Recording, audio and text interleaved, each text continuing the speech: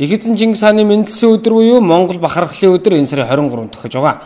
Харин энэ өдрийг тохиолдуулан Батлан хамгаалах салбарынхаа шилдэгүүдэд хүндэтгэл үзүүлж Тэмүүжин урлаг сургуулийн сурагчдад Монголын нууц товчоо өрөөнд дэвтрийг гардуулж өглөө. Монгол төрийн их бэлэгдэл, туг, сүлд, төрийн эрдэнэ хэмээгддэг эрэлхийг жанжин, хүн төрөлхтний түүх, утга зохиолын хосгүй үнэт өв болох Монголын нууц товчоо манай ард түмний тусгай тогтнолын төлөө тэмцэл ялалтын түүх гээд Монгол түмний хамгийн нандин бүхэн Монгол зэрэгтэй холбоотой Монгол үндэстэн Монголын тулгар төр цэрэг элсийн уухайн төрлөгдөр үүсэн бүрэлдэхүүн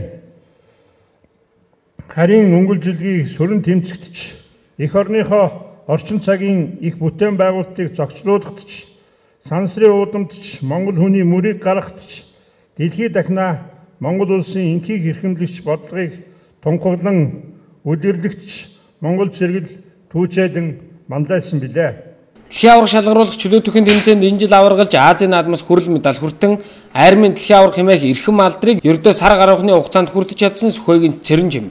Хүний гавьяа тэмч бэлтгэл хурандаа должин гавьяад барилгачин бэлтгэл хурандаа мөнхөө зэрэг тус албараас төрөн гарсан алдарчнуудаа өнөөдөр хүндэтгэл үзүүлсэн юм. Батлан хамгаалах сайд Батэрдний санаачлагаар цэргийн албан хаагч болгонд Монголын нууц товчоог өврийн дэвтэр болгон одоо тарааж энэ одоо Монгол түүхээ Монгол уламжлалаа одоо залуу үедээ хадгалуулан үлдээхийн зорилгыг одоо агуулсан энэ арга хэмжээг өнөөдөр бас зохион байгуулж байна. Тэгэхээр өнөөдөр энэ Монголын нууц товчооны өврийн дэвтрийг Тэмүүжин урлаг сургуулийн 200 гаруй одоо сурагчдад байж байна. Тэгэхээр энэ 200 гаруй хүүхдүүд ирээдүйн Батлан салбарын бас мэрэгжилтэн болохоор одоо бэлтгэж байгаа. Эх орныхоо бахарх, эх орныхоо түүхээр бахарх энэ одоо өвжлөөр одоо хүмүүжиж төлөвшөлт нь энэ өрөөнд дөр маш чухал үр гүйцэтгэх гэж бодож байна.